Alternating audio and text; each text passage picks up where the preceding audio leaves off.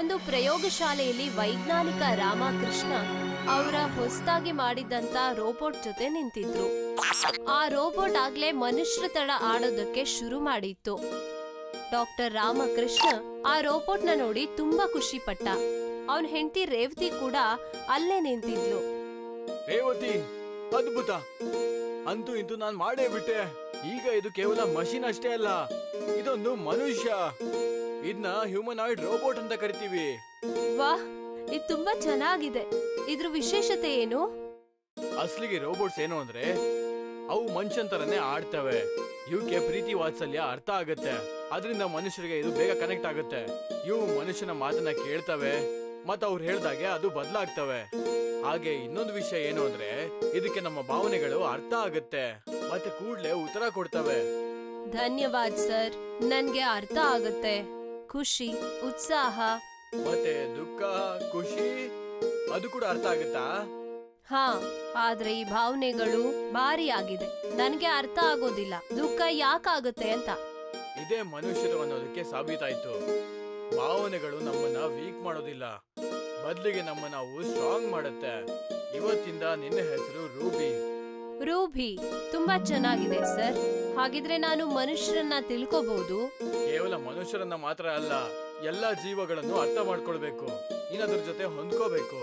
ರೂಬಿಯನ್ನ ತಯಾರ್ ಮಾಡಿದ್ಮೇಲೆ ಸೈಂಟಿಸ್ಟ್ ರಾಮಕೃಷ್ಣ ಮತ್ತವನ ಪತ್ನಿ ರೇವತಿ ತುಂಬಾನೇ ಖುಷಿಯಾಗಿದ್ರು. ಇದೇ ಖುಷಿ ಹೊಸದಾಗಿ ಮಾಡಿದಂತ ರೋಬೋಟ್ ರೂಬಿಗೂ ಕೂಡ ಅರ್ಥ ಆಯ್ತು. ವಾಹ್, ಇದೊಳ್ಳೇದಾಯ್ತು ಡಾಕ್ಟರ್ ರಾಮಕೃಷ್ಣ. ತುಂಬಾ ತುಂಬಾ ಧನ್ಯವಾದ. ತುಂಬಾ ತುಂಬಾ ಧನ್ಯವಾದ ರೇವತಿ ಅವರೇ. ಬೆಳಗ್ಗೆ ಬೆಳಗ್ಗೆ ಡಾಕ್ಟರ್ ರಾಮಕೃಷ್ಣ ಅವರ ಪ್ರಯೋಗಶಾಲೆಯಲ್ಲಿ ರೋಬೋಟ್ ಜೊತೆ ಮಾತಾಡ್ತಾ ಇದ್ರು. ಅವರ ಪತ್ನಿ ರೇವತಿ ಟೀ ತಗೊಂಡು ಒಳಗಡೆ ಬರ್ತಾಳೆ. ರೀ, ಇವಾಗ ಸಾಕು, ಮಾಡಾಯ್ತಲ್ವಾ ರೋಬೋಟ್ನ? ಇವಾಗ ಸ್ವಲ್ಪ ಆರಾಮಾಗಿರಿ. ಸ್ವಲ್ಪ ದಿನ ಹೊರಗಡೆ ಸುತ್ತಾಡಕ್ ಹೋಗೋಣ. ಅಯ್ಯೋ, ಸ್ವಲ್ಪ ತಡ್ಕೋ, ಇನ್ನೂ ಇದರ ಟೆಸ್ಟ್ ಎಲ್ಲ ಬಾಕಿ ಇದೆ. ಆದ್ರೆ ಬರೀ ಪ್ರಯೋಗಶಾಲೆಯಲ್ಲಿ ಟೆಸ್ಟ್ ಮಾಡಿದ್ರೆ ಕೆಲ್ಸ ಆಗಲ್ಲ. ಇದ್ರ ನಿಜವಾದ ಟೆಸ್ಟ್ ಯಾವಾಗ ಆಗುತ್ತೆ ಅಂದ್ರೆ ಅದು ಜನರ ಮಧ್ಯೆ ಕೆಲ್ಸ ಮಾಡಿದಾಗ. ನೀನ್ ಸರಿಯಾಗಿ ಹೇಳ್ತಾ ಇದೀಯಾ. ನಾನಿದ್ನ ಬಜಾರ್ ಕರ್ಕೊಂಡು ಹೋಗೋಣ ಅನ್ಕೊಂಡಿದ್ದೆ. ಹಾ, ನೀವ್ ಇದನ್ನ ತಗೊಂಡ್ ಹೋಗ್ಬೋದು. ಅವಾಗ ಇದ್ ಹೇಗ್ ಕೆಲ್ಸ ಮಾಡುತ್ತೆ ಗೊತ್ತಾಗುತ್ತೆ. ಸರಿ, ನಾನೀಗಲೇ ಕರ್ಕೊಂಡು ಹೋಗ್ತೀನಿ. ಡಾಕ್ಟರ್ ರಾಮಕೃಷ್ಣ ರೋಬೋಟ್ ನ ತಗೊಂಡು ಬಜಾರ್ಗೆ ಬರ್ತಾರೆ. ಮತ್ತೆ ರೋಬೋಟ್ ಇಂದ ಖರೀದಿ ಮಾಡ್ಕೊಂಡು ಮತ್ತೆ ಮನೆ ಕಡೆ ಹೊರಡ್ತಾರೆ. ರೂಬಿ ಕೈಯಲ್ಲಿ ಒಂದು ಶಾಪಿಂಗ್ ಬ್ಯಾಗ್ ಇರುತ್ತೆ. ರೂಬಿ, ನೀನಂತೂ ತುಂಬಾ ಚೆನ್ನಾಗಿ ಚೌಕಾಸಿ ಮಾಡಿದೆ. ನೀನ್ ನನ್ನ ದುಡ್ಡನ್ನ ತುಂಬಾ ಉಳಿಸ್ಬಿಟ್ಟೆ. ಸರ್, ಇದೆಲ್ಲ ನಿಮ್ಮಿಂದಾನೆ. ನೀವೇ ತಾನೇ ನನ್ಗೆ ಆ ತರದ ಸಾಫ್ಟ್ವೇರ್ ಅನ್ನ ಹಾಕಿರೋದು. ಅದಕ್ಕೆ ನಾನು ಬಾರ್ಗಿನ್ ಮಾಡಿದೆ. 1 ಕೆಜಿ ಟೊಮೆಟೊಗೆ 30 ರೂಪಾಯಿ. ಅದನ್ನ ನೀನು 20 ರೂಪಾಯಿ ತಗೊಂಡಿದ್ಯಾ? ಹೌದು ಸರ್, ಅಷ್ಟಕ್ಕೂ ನಾನು ಹೆಂಗ್ಸಲ್ವಾ? ಸರಿಯಾಗಿ ಹೇಳ್ತಾ ಇದೀಯಾ. ರೂಬಿ ಮತ್ತೆ ಡಾಕ್ಟರ್ ರಾಮಕೃಷ್ಣ ಹಾಗೆ ಮುಂದೆ ಬರ್ತಾ ಇರ್ತಾರೆ. ಆಗ ಅವರ ಗಮನ ಅಲ್ಲಿದ್ದಂತ ಒಂದು ಪುಟ್ಟ ನಾಯಿ ಮರಿ ಮೇಲೆ ಬೀಳತ್ತೆ. ಡಾಕ್ಟರ್ ರಾಮಕೃಷ್ಣ ಸರ್, ದಯವಿಟ್ಟು ನಿಂತ್ಕೊಳ್ಳಿ. ಅಲ್ಲಿ ಒಂದು ಪ್ರಾಣಿ ಗಂಭೀರ ಸ್ಥಿತಿಯಲ್ಲಿದೆ. ಎಲ್ಲಿ? ಓ, ಈ ನಾಯಿ ಮರಿ ಅಂತೂ ತುಂಬಾ ಕೆಟ್ಟ ಪರಿಸ್ಥಿತಿಯಲ್ಲಿದೆ. ಇದ್ರ ಸ್ಥಿತಿ ಅಷ್ಟೇನ್ ಚೆನ್ನಾಗಿಲ್ಲ, ಮತ್ತದಕ್ಕೆ ಏಟಾಗಿದೆ ಅನ್ಸುತ್ತೆ. ನನ್ಗದ್ರ ಮೇಲೆ ಕರುಣೆ ಬರ್ತಿದೆ. ಅದಕ್ಕೇನಾದ್ರೂ ಸಹಾಯ ಮಾಡ್ಬೇಕು. ನೀನು ಸರಿಯಾಗಿ ಹೇಳ್ತಿದ್ಯಾ. ದಯವಿಟ್ಟು ಇದನ್ನ ನಾವು ಮನೆಗೆ ತಗೊಂಡೋಗೋಣ. ನಾನಿದನ್ನ ಹಾರೈಕೆ ಮಾಡ್ತೀನಿ ಮತ್ತೆ ಅದರ ಕಾಳಜಿ ವಹಿಸ್ತೀನಿ. ಸರಿ, ನಡಿ, ನಾವು ಮನೆಗೆ ತಗೊಂಡು ಹೋಗೋಣ. ನಾವಿದ್ನ ತುಂಬಾ ಚೆನ್ನಾಗಿ ನೋಡ್ಕೊಳ್ಳೋಣ. ಡಾಕ್ಟರ್ ರಾಮಕೃಷ್ಣ ಆ ಮರಿನ ತಗೊಂಡು ಅವ್ರ ಕೈಯಲ್ಲಿ ಹಿಡ್ಕೋತಾರೆ. ರೂಬಿಗೆ ಖುಷಿ ಆಗುತ್ತೆ. ಇಬ್ರು ಕೂಡ ನಾಯಿ ಮರಿನ ತಗೊಂಡು ಮನೆ ಕಡೆ ಹೊರಡ್ತಾರೆ. ರೂಬಿ ಮನ್ಸಲ್ಲಿರೋ ದಯೆ ಭಾವನೆಯನ್ನ ನೋಡಿ ರಾಮಕೃಷ್ಣಗೆ ತುಂಬಾ ಖುಷಿ ಆಗುತ್ತೆ. ಇಬ್ರು ಕೂಡ ಮನೆಗ್ ಬರ್ತಾರೆ.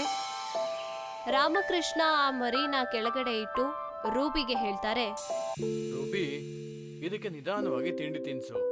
ಇದು ತುಂಬಾ ಚಿಕ್ಕದು ಮತ್ತೆ ವೀಕ್ ಆಗಿದೆ ಕೂಡ. ಹುಷಾರು, ಅದಕ್ಕೆ ನೋವಾಗ್ಬಾರ್ದು. ಅರ್ಥ ಆಯ್ತು. ನಾಯಿ ಮರಿಗೆ ನಿಧಾನವಾಗಿ ಹಾಲು ಮತ್ತೆ ರೋಟಿ ತಿನ್ನಿಸ್ತೀನಿ. ಅದು ತುಂಬಾ ಬೇಜಾರಲ್ಲಿದೆ. ರೂಬಿ ಒಂದ್ ಪ್ಲೇಟ್ ಅಲ್ಲಿ ಹಾಲು ಮತ್ತೆ ರೋಟಿ ಇಟ್ಕೊಂಡು ಅದ್ರ ಹತ್ರ ಬರ್ತಾಳೆ. ತುಂಬಾ ಪ್ರೀತಿಯಿಂದ ಆ ಹಾಲಿನ ಬಟ್ಲನ್ನ ಆ ಮರಿ ಹತ್ರ ಇಡ್ತಾಳೆ. ಆ ನಾಯಿ ಮರಿ ನಿಧಾನವಾಗಿ ಕುಡಿಯೋದಕ್ ಶುರು ಮಾಡ್ತು. ನೀನ್ ಆದಷ್ಟು ಬೇಗ ಹುಷಾರಾಗ್ತೀಯ. ನಾನ್ ನಿನ್ ಮೇಲೆ ತುಂಬಾ ಕಾಳಜಿ ವಹಿಸ್ತೀನಿ. ಸರ್, ನಾನಿದಕ್ಕೆ ಹೆಸರು ಕೂಡ ಹುಡುಕಿದ್ದೀನಿ. ಹಾಗಿದ್ರೆ ಅದಕ್ಕೆ ಯಾವ ಹೆಸರು ಇಡ್ತೀಯಾ? ಭೂರ. ಹೇಗಿದೆ ಹೆಸರು? ಚೆನ್ನಾಗಿದೆ, ಭೂರ. ಭೂರ ಹಾಲನ್ನ ಕುಡಿದು ಅದ್ರ ಬಾಲನ ಅಲ್ಲಾಡ್ಸುತ್ತೆ. ರೂಬಿ ಪ್ರೀತಿಯಿಂದ ಅದ್ರ ಮೇಲೆ ಕೈ ಇಡ್ತಾಳೆ. ಇದನ್ನ ನೋಡಿ ಡಾಕ್ಟರ್ ರಾಮಕೃಷ್ಣಗೆ ತುಂಬಾನೇ ಖುಷಿ ಆಗುತ್ತೆ. ವಾ, ಒಂದು ಪ್ರಾಣಿ ಮತ್ತು ಒಂದು ಮಿಷನ್ ಮಧ್ಯೆ ಈ ಸಂಬಂಧ ನೋಡೋದಕ್ಕೆ ತುಂಬಾನೇ ಖುಷಿ ಆಗ್ತಾ ಇದೆ. ನಾನು ಅನ್ಕೊಂಡೇ ಇರ್ಲಿಲ್ಲ. ನಿಜವಾಗ್ಲು ಪ್ರೀತಿಯಲ್ಲಿ ಎಂತ ಶಕ್ತಿ ಇದೆ. ಪ್ರೀತಿ ಪ್ರಾಣಿ ಮತ್ತೆ ಮಷೀನ್ ನ ಒಂದು ಮಾಡಿದೆ. ಇವಾಗ ಆರಾಮಾಗಿರು ಭೂರ, ನಾನ್ ನಿನ್ ಜೊತೆ ಇದ್ದೀನಿ.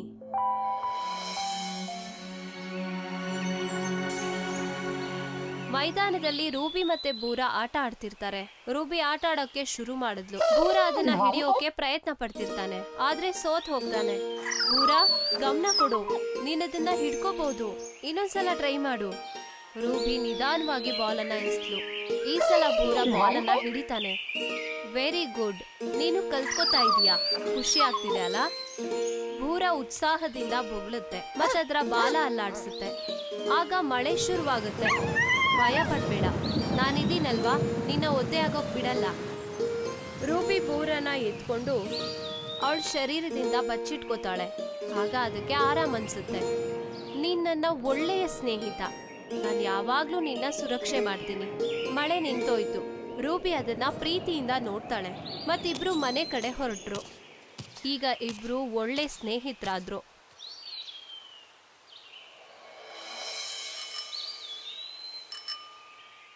ರೂಬಿ ಅಂತ ಅತ್ಯಾಧುನಿಕ ರೋಬೋಟ್ ನ ಮಾಡಿರೋದಕ್ಕೆ ದೇಶದ ಸರ್ಕಾರ ಡಾಕ್ಟರ್ ರಾಮಕೃಷ್ಣಗೆ ಸನ್ಮಾನ ಇಟ್ಕೊಂಡಿದ್ರು. ಸನ್ಮಾನ ಸಮಾರಂಭ ಮುಗಿಸ್ಕೊಂಡು ಡಾಕ್ಟರ್ ರಾಮಕೃಷ್ಣ ಮತ್ತವರ ಪತ್ನಿ ರೇವತಿ ಮನೆಗ್ ಬಂದಿದ್ರು. ಮನೆಯಲ್ಲಿ ರೂಬಿ ಮತ್ತೆ ಭೂರ ಜೊತೆ ಅವರ ಇಬ್ರು ಸೈಂಟಿಸ್ಟ್ ಗೆಳೆಯರು ಡಾಕ್ಟರ್ ರಮಣ್ ಮತ್ತೆ ಡಾಕ್ಟರ್ ರಾಜೇಂದ್ರ ಅಲ್ಲೇ ನಿಂತಿದ್ರು. ಡಾಕ್ಟರ್ ರಾಮಕೃಷ್ಣ, ತುಂಬಾ ತುಂಬಾ ಅಭಿನಂದನೆಗಳು. ನಿಮ್ಗೆ ಈ ಸಮ್ಮಾನ ಸಿಕ್ಕಿದ್ದು ನಮ್ಗೆ ತುಂಬಾನೇ ಖುಷಿ ಆಯ್ತು. ನೀವು ರೂಬಿನ ಸೃಷ್ಟಿ ಮಾಡಿ ಒಂದು ಚಮತ್ಕಾರನೇ ಮಾಡಿದ್ದೀರಾ. ಹಾ, ತುಂಬಾ ತುಂಬಾ ಧನ್ಯವಾದಗಳು. ನೀವಿಬ್ರು ಬಂದಿದ್ದು ನನಗೆ ತುಂಬಾ ಖುಷಿ ಆಯ್ತು. ಈ ಆವಿಷ್ಕಾರಕ್ಕೋಸ್ಕರ ನಾವು 10 ವರ್ಷ ಪ್ರಯತ್ನ ಪಡ್ತಾ ಇದ್ದೀವಿ. ಆದ್ರೆ ನೀವು ನಮ್ಗಿಂತ ಮುಂಚೆನೆ ಹ್ಯೂಮನಾಯ್ಡ್ ರೋಬೋಟ್ ನ ತಯಾರು ಮಾಡಿದೀರಾ. ಹಾ, ನೀವು ನಮ್ಗಿಂತ ಮುಂಚೆ ಈ ಹ್ಯೂಮನಾಯ್ಡ್ ರೋಬೋಟ್ ನ ತಯಾರು ಮಾಡಿ ನಮ್ಗಿಂತ ಒಂದು ಹೆಜ್ಜೆ ಮುಂದೆ ಹೋಗಿದಾರ ಡಾಕ್ಟರ್. ಅಯ್ಯೋ, ದಯವಿಟ್ಟು ನೀವಿಬ್ರು ಇಷ್ಟೊಂದೆಲ್ಲ ಹೋಗ್ಲಕ್ ಹೋಗ್ಬೇಡಿ. ಬನ್ನಿ, ಮೊದಲು ಬಾಯಿ ಸಿಹಿ ಮಾಡ್ಕೊಳ್ಳಿ. ರೂಬಿ ಮಿಠಾಯಿ ಇರೋ ಬಾಕ್ಸ್ ಅನ್ನ ತಗೊಂಡ್ ಬಂದು ಅಲ್ಲಿ ಮಿಠಾಯಿನ ತಗೊಂಡು ಡಾಕ್ಟರ್ ರಮಣ್ ಮತ್ತೆ ರಾಜೇಂದ್ರಗೆ ಕೊಡ್ತಾಳೆ. ವಾ ರೂಬಿ, ನೀನಂತೂ ಎಲ್ಲ ಕೆಲಸ ಮಾಡ್ತೀಯಾ. ನೀನ್ ನಮ್ ಜೊತೆ ಮನೆಗ್ ಬರ್ತೀಯಾ? ಡಾಕ್ಟರ್ ರಾಮಕೃಷ್ಣ ಅವ್ರು ಹೇಳಿದ್ರೆ ನಾನ್ ನಿಮ್ ಜೊತೆ ಬರ್ತೀನಿ. ಒಂದ್ ವೇಳೆ ಅವ್ರು ಇಲ್ಲ ಅಂದ್ರೆ ನಾನ್ ಬರೋದಿಲ್ಲ. ವಾ ಡಾಕ್ಟರ್ ರಾಮಕೃಷ್ಣ, ಇದು ನಿಮ್ಮ ಎಲ್ಲಾ ಮಾತುಗಳನ್ನ ಕೇಳುತ್ತಲ್ಲ, ಅದ್ಭುತ. ಹಾ ಡಾಕ್ಟರ್, ಎಲ್ಲಿವರೆಗೂ ಇದರ CPU ಅಲ್ಲಿ ನಾನ್ ತಯಾರು ಮಾಡಿರುವಂತ ಪ್ರೋಗ್ರಾಮ್ ಇರುತ್ತೋ ಇದು ನನ್ನ ಆಜ್ಞೆ ಇಲ್ಲದೆ ಎಲ್ಲೂ ಹೋಗಲ್ಲ. ನಾನು ಆದಷ್ಟು ಬೇಗ ಇದನ್ನ ಸರ್ಕಾರಕ್ಕೆ ಒಪ್ಪಿಸ್ತೀನಿ. ಇದರಿಂದ ಇದು ದೇಶಕ್ಕೆ ಸಹಾಯ ಆಗತ್ತೆ. ತುಂಬಾ ಅದ್ಭುತ. ಅದಾದ್ಮೇಲೆ ಡಾಕ್ಟರ್ ರಮಣ್ ಮತ್ತೆ ರಾಜೇಂದ್ರ ಅಲ್ಲಿಂದ ಹೊರಡ್ತಾರೆ. ರಾತ್ರಿ ಆಯ್ತು ಮತ್ತೆ ಡಾಕ್ಟರ್ ರಾಮಕೃಷ್ಣ ಮನೆಗೆ ಇಬ್ರು ಕಳ್ಳರು ಬಂದಿರ್ತಾರೆ. ಅವರ ಮುಖದಲ್ಲಿ ಬಟ್ಟೆ ಹಾಕೊಂಡಿರ್ತಾರೆ. ಇಬ್ರು ಮನೆ ಒಳಗಡೆ ಬಂದು ಪ್ರಯೋಗಶಾಲದ ಒಳಗೆ ಹೋಗ್ತಾರೆ. ಅಲ್ಲಿ ಒಂದು ಕುರ್ಚಿ ಮೇಲೆ ರೂಬಿ ಕೂತಿರ್ತಾಳೆ. ಅವಳ ಬ್ಯಾಟರಿ ಚಾರ್ಜ್ ಆಗ್ತಾ ಇರುತ್ತೆ ಮತ್ತೆ ಅವಳ ಕಣ್ಣು ಮುಚ್ಕೊಂಡಿರ್ತಾಳೆ. ಆಗ ಒಬ್ಬ ಕಳ್ಳ ಹೇಳ್ತಾನೆ, ಕೇಳಿಲ್ಲಿ, ಈ ಬ್ಯಾಟರಿ ಚಾರ್ಜಿಂಗ್ ಅಲ್ಲಿದೆ. ಇನ್ನೊಬ್ಬ ಕಳ್ಳ ಆ ಕಳ್ಳನ್ಗೆ ಒಂದು ಮೆಮೊರಿ ಕಾರ್ಡ್ ನ ತೋರಿಸಿ ಹೇಳ್ತಾನೆ, ಈ AI ಕಾರ್ಡ್ ನ ನಾವು ರೂಬಿ ಒಳಗಡೆ ಹಾಕೋಣ. ಪ್ರೋಗ್ರಾಮಿಂಗು ಬದಲಾಗುತ್ತೆ. ಅದಾದ್ಮೇಲೆ ಇದು ನಮ್ಮ ಕಂಟ್ರೋಲ್ ಬರುತ್ತೆ. ಅವರಿಬ್ರು ಡಾಕ್ಟರ್ ರಮಣ್ ಮತ್ತೆ ಡಾಕ್ಟರ್ ರಾಜೇಂದ್ರ ಯಾವಾಗ ರೂಬಿನ ಮುಟ್ತಾನೋ ರೂಬಿ ಪಕ್ಕದಲ್ಲಿ ಇದ್ದಿದ್ದಂತ ಭೂರ ಬೊಗ್ಲೋಕ್ ಶುರು ಮಾಡ್ತಾನೆ. ರೂಬಿ ಆಕ್ಟಿವ್ ಮೋಡ್ಗೆ ಬರ್ತಾಳೆ. ನೀವ್ಯಾರು?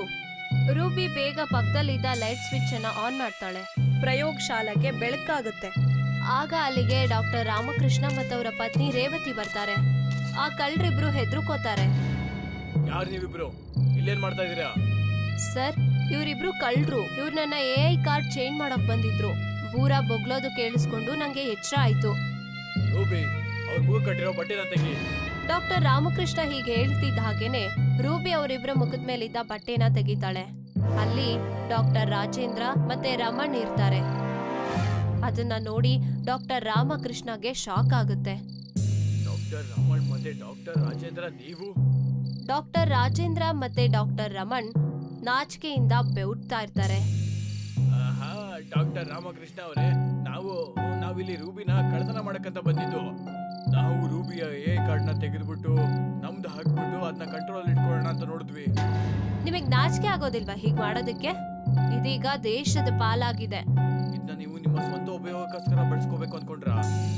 ಡಾಕ್ಟರ್ ರಾಮಕೃಷ್ಣ ಅವರೇ, ನಮ್ನ ಕ್ಷಮಿಸ್ಬಿಡಿ, ನಮ್ಮಿಂದ ತಪ್ಪಾಗಿದೆ. ನೀವು ದೇಶದ ವಸ್ತುನ ಕಳ್ತನ ಮಾಡೋ ಪ್ರಯತ್ನ ಪಟ್ಟಿದ್ದೀರಾ, ಮತ್ತೆ ದೇಶಕ್ಕೆ ಮೋಸ ಮಾಡ್ತಿದ್ದೀರಾ. ನಿಮ್ಮ ಈ ಕೆಲ್ಸನ ಕಾನೂನು ನೋಡ್ಕೊಳ್ಳುತ್ತೆ. ಮತ್ತೆ ಬೂರ ಬಗಳ್ತಾ ಇದ್ದಾನೆ. ಸರ್, ಈಗ ಇಲ್ಲಿ ಬೂರ ಇಲ್ಲ ಅಂದಿದ್ರೆ ಇವರು ನನ್ಗೆ AI ಕಾರ್ಡ್ನ ಚೇಂಜ್ ಮಾಡಿ ನನ್ನ ಅವ್ರ ಕಂಟ್ರೋಲ್ಗೆ ತಗೋತಿದ್ರು. ವಾಹ್, ನೀವು ಮನುಷ್ಯರಿಗಿಂತ ಈ ಪ್ರಾಣಿನೇ ಒಳ್ಳೇದು. ಅದು ಸ್ನೇಹಿತರನ್ನ ಯಾವುದೇ ಕಾರಣಕ್ಕೂ ಬಿಟ್ಕೊಡಲ್ಲ.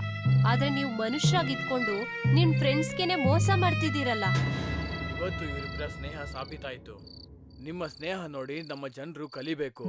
ಒಂದು ಪ್ರಾಣಿ ಮತ್ತೆ ಒಂದು ಮಷೀನ್ ನಡುವೆ ಸ್ನೇಹ ಹೇಗಿದೆ ಅಂತ. ಇದು ಹೀಗೆ ಇರ್ಲಿ ಯಾವಾಗ್ಲೂ. ರೂಬಿ ಮತ್ತೆ ಪೂರ ಸ್ನೇಹಕ್ಕೆ ನಂದೊಂದು ಸಲಾಂ.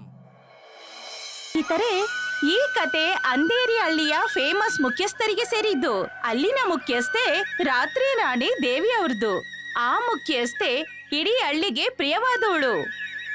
ಅವಳ ಊರಿನ ಜನರ ಬಗ್ಗೆ ಯಾವಾಗ್ಲೂ ಕಾಳಜಿ ವಹಿಸ್ತಿದ್ಲು. ಆದರೆ ರಾತ್ರಿ ರಾಣಿ ದೇವಿಗೆ ಚಿಕ್ಕ ವಯಸ್ಸಿನಿಂದ ಒಂದು ವಿಚಿತ್ರ ಕಾಯಿಲೆ ಇರತ್ತೆ. ಆ ಕಾರಣದಿಂದ ಅವಳಿಗೆ ರಾತ್ರಿ ವೇಳೆ ಕಣ್ ಕಾಣಿಸ್ತಾನೆ ಇರ್ತಿರ್ಲಿಲ್ಲ. ಮತ್ತೆ ಅವಳು ರಾತ್ರಿ ವೇಳೆ ಏನೂ ನೋಡಕ್ಕಾಗ್ತಿರ್ಲಿಲ್ಲ.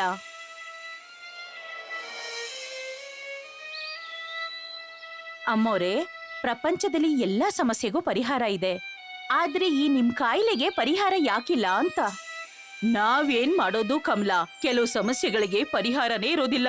ಸಣ್ಣ ವಯಸ್ಸಿನಿಂದ ಇಲ್ಲಿವರೆಗೂ ಎಷ್ಟು ಔಷಧಿ ತಗೊಂಡಿದ್ದೀನಿ ಗೊತ್ತಾ? ಆದ್ರೂ ಏನು ಪ್ರಯೋಜನನೇ ಆಗಿಲ್ಲ. ಡಾಕ್ಟರು ಹೇಳ್ಬಿಟ್ಟಿದ್ದಾರೆ, ನಿಮ್ ಕಾಯಿಲೆ ಏನಾದ್ರೂ ಚಮತ್ಕಾರದಿಂದಾನೇ ವಾಸಿ ಆಗ್ಬೇಕು ಅಂತ. ನೀವ್ ಹೇಳಿದ್ದು ಸರಿನೇ. ಇಷ್ಟೆಲ್ಲ ಮತ್ ತಗೊಂಡ್ರು ಏನೂ ಆಗಿಲ್ಲ ಅಂದ್ರೆ ರಾತ್ರಿ ರಾಣಿಯ ಈ ಕಾಯಿಲೆ ಯಾವ್ದಾದ್ರೂ ಚಮತ್ಕಾರದಿಂದಾನೇ ಹೋಗ್ಬೇಕು. ಈ ಕಾಯಿಲೆ ಇದ್ರೂ ಕೂಡ ರಾತ್ರಿ ರಾಣಿಯ ಈ ಪ್ರಯತ್ನ ಮತ್ತು ದಕ್ಷತೆ ಹಳ್ಳಿಯನ್ನ ಉತ್ತಮವಾಗಿ ಮಾಡಿತ್ತು. ಅವರ ಸಹಾನುಭೂತಿ ಮತ್ತು ಸೇವೆಯ ಮನೋಭಾವದಿಂದ ಜನರು ಅವರನ್ನ ತುಂಬಾನೇ ಪ್ರೀತಿ ಮಾಡ್ತಿದ್ರು. ನಮ್ಮ ನೇತರು ಹೇಗಿರ್ಬೇಕು? ರಾತ್ರಾಣಿ ಅವ್ರ ತರ ಇರ್ಬೇಕು.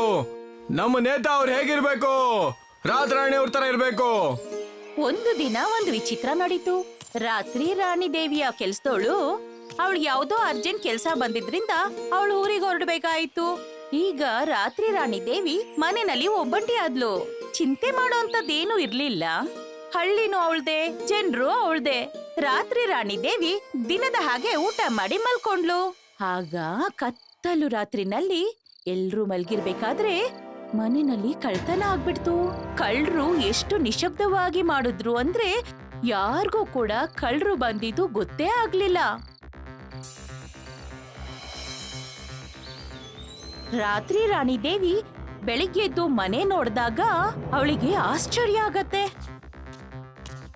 ಅಯ್ಯೋ ದೇವ್ರೇ, ಇದೇನಾಗ್ಬಿಡ್ತು? ನನ್ ಮನೆಯಲ್ಲಿ ಕಳ್ತನ ಆಗ್ಬಿಟ್ಟಿದೆ. ಬೆಲೆ ಬಾಳೋ ವಸ್ತುಗಳೆಲ್ಲ ಕಳ್ತನ ಆಗ್ಬಿಟ್ಟಿದೆ. ಈಗ ನಾನ್ ಏನ್ ಮಾಡೋದು? ನನ್ ಬೆಲೆ ಬಾಳೋ ವಸ್ತುನೆಲ್ಲ ಯಾರ್ ಕದ್ರು? ರಾತ್ರಿ ರಾಣಿಯ ಕಿರ್ಚಾಟ ಕೇಳಿ ಅಕ್ಕಪಕ್ಕದ ಮನೆಯವರೆಲ್ಲ ತಕ್ಷಣವೇ ಬರ್ತಾರೆ. ಅಯ್ಯೋ ದೇವ್ರೇ, ಇದೇನಾಗ್ಬಿಟ್ಟಿದೆ? ಅದೇ ಯಾರೋ ನಮ್ಮ ರಾತ್ರಾಣಿ ಅವರ ಕಾಯಿಲೆಯ ಉಪಯೋಗ ತಗೊಂಡಿರ್ಬೇಕು. ಖಂಡಿತವಾಗ್ಲೂ ಆ ವ್ಯಕ್ತಿ ತುಂಬಾ ದುರಾಸೆ ಮತ್ತೆ ಪೆದ್ದ ಇರ್ಬೇಕು. ರಾತ್ರಿ ರಾಣಿಯವರೇ, ನೀವೇನು ಯೋಚನೆ ಮಾಡಬೇಡಿ. ನಾವು ಅವ್ರನ್ನ ಖಂಡಿತವಾಗ್ಲೂ ಹುಡುಕ್ತೀವಿ. ಆದ್ರೆ ನಾವದನ್ನ ಹೇಗ್ ಮಾಡೋದು? ನಾವಲ್ಲ, ಪೊಲೀಸರು. ಯಾರೇ ಕಳ್ತನ ಮಾಡಿದ್ರು ಅವನ ವಿರುದ್ಧವಾಗಿ ನಾವು ಕಂಪ್ಲೇಂಟ್ ಕೊಡೋಣ. ಆಮೇಲೆ ಪೊಲೀಸ್ನವರೇ ಎಲ್ಲ ಹುಡುಕಾಡ್ತಾರೆ. ಸರಿಯಾಗಿ ಹೇಳಿದ್ರಿ. ರಾತ್ರಿ ರಾಣಿ ದೇವಿ ಧೈರ್ಯನ ಕಳ್ಕೊಳ್ಳಿಲ್ಲ. ಪೊಲೀಸ್ ಹತ್ರ ಹೋಗಿ ಕಂಪ್ಲೇಂಟ್ ಮಾಡ್ತಾಳೆ. ಪೊಲೀಸ್ ಅವರು ಕಂಪ್ಲೇಂಟ್ ನ ತಗೊಂಡು ತನಿಖೆ ಶುರು ಮಾಡ್ತಾರೆ. ಈ ಘಟನೆ ರಾತ್ರಿ ರಾಣಿ ಮತ್ತು ಹಳ್ಳಿಯವರನ್ನ ಎಚ್ಚರಿಸತ್ತೆ. ಸುರಕ್ಷತೆಗೆ ಗಮನ ಕೊಡೋದು ಎಷ್ಟು ಮುಖ್ಯ ಅಂತ. ಹೀಗೆ ಬಹಳಷ್ಟು ದಿನ ಕಳೆಯತ್ತೆ. ಆದ್ರೆ ಕಳ್ಳ ಎಲ್ಲೂ ಸಿಕ್ಕಿರಲ್ಲ. ಕ್ಷಮಿಸ್ಬಿಡಿ ರಾತ್ರಾಣಿ ಅವ್ರೆ, ಆದ್ರೆ ಆ ಕಳ್ಳ ಯಾರು ಅಂತ ಇದುವರೆಗೂ ಪತ್ತೆ ಹಿಡಿಯಕ್ಕಾಗಿಲ್ಲ. ಆದ್ರೂ ನಮ್ ಕರ್ತವ್ಯ ನಾವು ಮಾಡ್ತೀವಿ. ಯಾವ್ದಾದ್ರು ಮಾಹಿತಿ ನಮಗ್ ಸಿಕ್ಕಿದ್ರೆ ನಾವು ನಿಮ್ಗೆ ತಿಳಿಸ್ತೀವಿ. ಸರಿ. ರಾತ್ರಿ ರಾಣಿ ದೇವಿ ಪೊಲೀಸರ ಮಾತನ್ನ ಕೇಳಿ ನಿರಾಶಳಾಗ್ತಾಳೆ. ಆದ್ರೆ ಅವ್ರ ಕೈನಲ್ಲೂ ಏನೂ ಇರೋದಿಲ್ಲ. ನಿಧಾನವಾಗಿ ಅವ್ರ ಕೆಲ್ಸ ಮಾಡೋಕೆ ಶುರು ಮಾಡಿದ್ರು. ಪೊಲೀಸ್ ಅವರ ತನಿಖೆ ಕೂಡ ತಣ್ಣಗಾಗೋಯ್ತು. ರಾತ್ರಿ ರಾಣಿ ದೇವಿ ಕೂಡ ತನ್ನ ನಿತ್ಯದ ಕೆಲಸದಲ್ಲಿ ಮುಳುಗೋಗ್ತಾಳೆ. ಸ್ವಲ್ಪ ದಿನಗಳ ನಂತರ ಮುಖ್ಯವಾದ ವಿಷಯದ ಮೇಲೆ ಕಮಲಾಳ ಜೊತೆ ಹೊರಗೋಗಿರ್ತಾಳೆ. 2 ದಿನಗಳ ನಂತರ ಕಮಲಾಳ ಜೊತೆ ಮನೆಗೆ ಹಿಂತಿರುಗಿದಾಗ ನೋಡ್ತಾಳೆ ಮನೆಯಲ್ಲಿ ಮತ್ತೆ ಕಳ್ತನ ಆಗಿರತ್ತೆ. ಓ ದೇವ್ರೆ, ನನ್ಗೆ ಯಾಕೆ ಈ ತರ ಆಗ್ತಿದೆ? ಮತ್ತೊಮ್ಮೆ ಕಳ್ತನ. ಅಮ್ಮವ್ರೆ, ನೀವ್ ಸ್ವಲ್ಪ ಶಾಂತರಾಗಿ. ಹೇಗ್ ಶಾಂತಳಾಗೋದು ಕಮಲಾ? ನೀನೇ ನೋಡ್ತಿದ್ಯಲ್ಲ ನಿನ್ ಕಣ್ಣಾರೆ. ನನ್ನೆಲ್ಲಾ ಹಣನು ದೋಚ್ಕೊಂಡು ಹೋಗ್ಬಿಟ್ರು. ಇದನ್ನ ಈ ಕೂಡ್ಲೆ ಪೊಲೀಸರ್ಗೆ ಹೇಳ್ಬೇಕು. ಪೊಲೀಸರ ಹೆಸರು ಕೇಳಿದ ತಕ್ಷಣ ಕಮಲಾಳಿಗೆ ಒಂದು ಉಪಾಯ ಹೊಳೆಯತ್ತೆ. ರಾತ್ರಿ ರಾಣಿಗೆ ಒಂದು ಉಪಾಯವನ್ನ ಹೇಳ್ತಾಳೆ. ಅಮ್ಮ ಅವ್ರೆ, ನೀವ್ ತಪ್ಪು ತಿಳಿದಿದ್ರೆ ನಾನ್ ನಿಮ್ಗೊಂದ್ ಮಾತ್ ಹೇಳಲಾ? ಏನ್ ಕಮಲಾ? ಅಮ್ಮ ಅವ್ರೆ, ನಾವ್ ಯಾಕೆ ಈ ಕಳ್ತನವನ್ನ ಗುಟ್ಟಾಗಿಟ್ಟಿರ್ಬಾರ್ದು? ಆದ್ರೆ ನಾವ್ ಯಾರಿಗೂ ಹೇಳಿಲ್ಲ ಅಂದ್ರೆ ಕಳ್ಳನ್ನ ಹೇಗ್ ಹಿಡಿಯೋದು? ಸಿಗ್ತಾನೆ. ನಮ್ಮ ಮಾವನೂರ್ನಲ್ಲಿ ಒಬ್ಬ ಅಂತರ್ಯಾಮಿ ಸ್ವಾಮಿ ಇದ್ದಾನೆ. ಕೇಳಿದೀನಿ, ಯಾರಿಗೂ ಕಾಣ್ಸದ್ದು ಅವನಿಗೆ ಕಾಣ್ಸತ್ತೆ ಅಂತ. ಯಾಕ್ ನಾವು ಅವ್ರ ಸಹಾಯ ತಗೊಳ್ಬಾರ್ದು? ಪೊಲೀಸು ಅವ್ರ ಕೆಲ್ಸ ಅವ್ರು ಮಾಡ್ತಿದ್ದಾರೆ. ಈ ಬಾರಿ ನಾವು ಆ ಪಂಡಿತನ ಸಹಾಯ ತಗೊಳ್ಳೋಣ ಅನ್ಸತ್ತೆ. ಈ ಸರ್ತಿ ಪಂಡಿತನ ಸಹಾಯದಿಂದ ನಮ್ ಸಮಸ್ಯೆಗೆ ಪರಿಹಾರ ಸಿಕ್ಬಿಡುತ್ತೆ ಅಂತ. ಮತ್ತೆ ರಾತ್ರಿ ರಾಣಿಗೆ ಈ ಕಷ್ಟದಿಂದ ಮುಕ್ತಿ ಸಿಗತ್ತೆ ಅಂತ. ಮರುದಿನ ರಾತ್ರಿ ರಾಣಿ ಮತ್ತು ಕಮಲಾ ಯಾರಿಗೂ ಹೇಳದೆ ಪಂಡಿತನ್ನ ಭೇಟಿ ಮಾಡಿದ್ರು. ಪಂಡಿತನ ರೂಪದಿಂದಾನೇ ಅವರ ದಿವ್ಯ ಜ್ಞಾನ ಮತ್ತು ಅವರ ಶಕ್ತಿಯ ಬಗ್ಗೆ ತಿಳಿಯತ್ತೆ. ಪಂಡಿತರು ರಾತ್ರಿ ರಾಣಿನ ನೋಡಿ ಹೇಳ್ತಾರೆ, ಚಿಂತೆ ಮಾಡ್ಬೇಡ ಮಗಳೇ, ನನಗ್ ಗೊತ್ತಿದೆ ನೀನು ಮನೆಯಲ್ಲಿ ಕಳ್ತನ ಆಗಿರುವಂತ ದುಡ್ಡು ಮತ್ತೆ ಬೆಲೆ ಬಾಳುವಂತ ವಸ್ತುಗಳ ಬಗ್ಗೆ ಚಿಂತೆ ಮಾಡ್ತಿದ್ಯಾ ಅಂತ. ನಿಮ್ಗೆ ಗೊತ್ತಾಯ್ತು ಪಂಡಿತ್ರೆ? ನನಗೆಲ್ಲ ಗೊತ್ತು. ಅಷ್ಟೇ ಅಲ್ಲ, ನನಗೆ ಇದು ಕೂಡ ಗೊತ್ತು. ಆ ಕಳ್ಳರು ಈ ಕಳ್ತನನ ನಿನ್ನ ಕಾಯಿಲೆಯ ಸದುಪಯೋಗ ಪಡಿಸ್ಕೊಂಡ್ ಮಾಡ್ತಾ ಇದಾರೆ. ಪಂಡಿತ್ರೆ, ಆ ಕಳ್ಳ ಯಾರು ಅಂತ ತಿಳಿಸ್ತೀರಾ? ಅದೇನು ಅಂದ್ರೆ ಅದ್ಯಾರು ಅಂತ ಗೊತ್ತಿಲ್ಲ. ಆದ್ರೆ ನಿನ್ನ ಸಮಸ್ಯೆಗಳಿಗೆ ನನ್ನ ಹತ್ರ ಪರಿಹಾರ ಇದೆ. ಇಲ್ಲಿದೆ ನೋಡು, ಇಲ್ಲಿದೆ ಬಿಳಿಯ ಚಮತ್ಕಾರಿ ಸೇಬು. ಇದ್ರಿಂದ ಏನಾಗತ್ತೆ ಪಂಡಿತ್ರೆ? ಈ ಬಿಳಿಯ ಚಮತ್ಕಾರಿ ಸೇಬನ್ನ ನೀನ್ ತಿಂದ್ರೆ ನಿನಗಿರುವಂತ ಕುರುಡುತನ ನಿವಾರಣೆ ಆಗತ್ತಮ್ಮ. ಮತ್ ನೀನಾಗ ಆ ಕಳ್ಳರನ್ನ ಹಿಡಿಲೂಬಹುದು. ಮತ್ ಹಾಗೆ ಮುಂದೆ ಕಳ್ತನ ಆಗದಿರೋ ಹಾಗೆ ನೋಡ್ಕೊಳ್ಳಬಹುದು. ಆಶೀರ್ವಾದ ಮಾಡಿ. ಕಲ್ಯಾಣವಾಗಲಿ. ಪಂಡಿತ್ ಅವ್ರನ್ನ ಮೀರಿಸಿದವರೇ ಇಲ್ಲ. ಅವರು ರಾತ್ರಿ ರಾಣಿಯ ಎಲ್ಲಾ ಸಮಸ್ಯೆಗಳನ್ನ ತಿಳ್ಕೊಂಡ್ರು ಮತ್ತು ಅದಕ್ಕೆ ಪರಿಹಾರನೂ ಕೊಟ್ರು. ರಾತ್ರಿ ರಾಣಿ ಪಂಡಿತರು ಕೊಟ್ಟಿದ್ದ ಸೇಬನ್ನ ಸೇವನೆ ಮಾಡ್ತಾಳೆ. ತಿಂದು ನಂತರ ಮಲ್ಕೊಳ್ತಾಳೆ. ತುಂಬಾ ಸಮಯ ಕಳೆಯತ್ತೆ, ಆದ್ರೆ ಏನೂ ಆಗ್ಲಿಲ್ಲ. ಇದ್ದಕ್ಕಿದ್ದ ಹಾಗೆ ರಾತ್ರಿ ರಾಣಿಗೆ ಏನೋ ಶಬ್ದ ಕೇಳತ್ತೆ. ರಾತ್ರಿ ರಾಣಿ ಮತ್ತು ಕಮಲಾ ತಿಜೋರಿ ಇರೋ ಕೋಣೆಗೆ ಹೋಗ್ತಾರೆ. ಕಮಲಾ ಲೈಟ್ ಆನ್ ಮಾಡ್ತಾಳೆ. ಇಬ್ರು ಕಳ್ಳರು ತಿಜೋರಿನ ಓಪನ್ ಮಾಡಿದನ್ನ ನೋಡ್ತಾಳೆ. ಇಲ್ಲಿಂದ ಓಡೋ ಬಗ್ಗೆ ಕೂಡ ಯೋಚಿಸ್ಬೇಡಿ. ಕಮಲಾ, ಕಮಲಾ, ನನ್ ಕಣ್ಣಿನ ದೃಷ್ಟಿ ಬಂದ್ಬಿಟ್ಟಿದೆ. ಪಂಡಿತರು ಕೊಟ್ಟಿದ್ದ ಸೇಬ್ ಹಣ್ಣು ಕೆಲ್ಸ ಮಾಡಿದೆ. ನನಗ್ ಕಣ್ ಕಾಣಿಸ್ತಿದೆ. ಒಳ್ಳೇದೇ ಆಯ್ತಲ್ಲ ಅಮ್ಮೋರೆ, ನಿಮ್ ಕಣ್ಣಿನ ದೃಷ್ಟಿನೂ ಬಂದ್ಬಿಡ್ತು. ಕಳ್ಳರು ಸಿಕ್ಬಿಟ್ರು. ಕೊನೆಗೂ ಕಳ್ಳರು ಸಿಕ್ಬಿಟ್ರು. ರಾತ್ರಿ ರಾಣಿ ಮತ್ತು ಕಮಲಾಳ ಕಿರ್ಚಾಟ ಕೇಳಿ ಹಳ್ಳಿ ಜನರೆಲ್ಲ ರಾತ್ರಿ ರಾಣಿ ಮನೆಯಲ್ಲಿ ಒಟ್ಟಿಗೆ ಸೇರ್ತಾರೆ. ಮತ್ತೆ ಆ ಇಬ್ರು ಕಳ್ಳರನ್ನ ಚೆನ್ನಾಗಿ ಬಡಿತಾರೆ. ಹಳ್ಳಿಯವರು ಆ ಕಳ್ಳರನ್ನ ಹೊಡಿತಿರುವಾಗ್ಲೇ ಪೊಲೀಸರು ಕೂಡ ಅಲ್ಲಿಗೆ ಬರ್ತಾರೆ. ಮತ್ತೆ ಆ ಕಳ್ಳರನ್ನ ಹಿಡ್ಕೊಳ್ತಾರೆ. ಅವ್ರನ್ನ ವಿಚಾರಿಸಿದಾಗ ಗೊತ್ತಾಗತ್ತೆ ಅವರು ಊರಿನ ದೇವಸ್ಥಾನದ ಮುಂದೆ ಕುತ್ಕೊಳ್ಳೋ ಬಿಕಾರಿಗಳು ಅಂತ. ಅವರು ಕೆಲವು ದಿನಗಳ ಹಿಂದೆ ರಾತ್ರಿ ರಾಣಿಗೆ ರಾತ್ರಿ ಹೊತ್ತು ಕಣ್ ಕಾಣೋದಿಲ್ಲ ಅಂತ ಯಾರೋ ಮಾತಾಡ್ತಿದ್ದಿದ್ದು ಅವಳ ಕಿವಿಗೆ ಬೀಳತ್ತೆ. ಅದನ್ನೇ ಬಂಡವಾಳವಾಗಿಟ್ಕೊಂಡು ರಾತ್ರಿ ರಾಣಿ ಮನೆಗೆ ಅವರು ಕನ್ನ ಹಾಕಿರ್ತಾರೆ. ಇದಂತೂ ಸತ್ಯ. ಬಡತನ ಅನ್ನೋದು ಕಳ್ತನ ಮಾಡೋದನ್ನ ಪ್ರೇರೇಪಿಸತ್ತೆ ಅಂತ.